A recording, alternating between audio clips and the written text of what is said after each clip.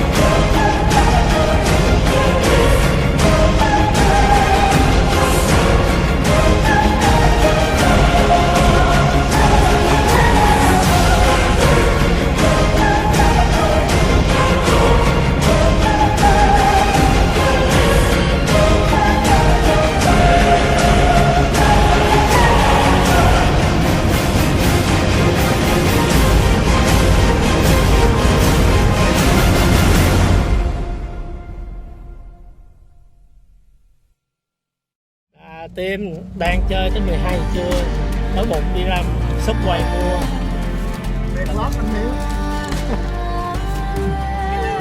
lần đầu tiên đi chơi mà được đi ra ngoài ăn. Cái này là mới đi xanh gì, mới đi xanh gì. Lần đầu tiên đi chơi mà được đi ra ngoài ăn. Có nguyên cả thành phố đây luôn.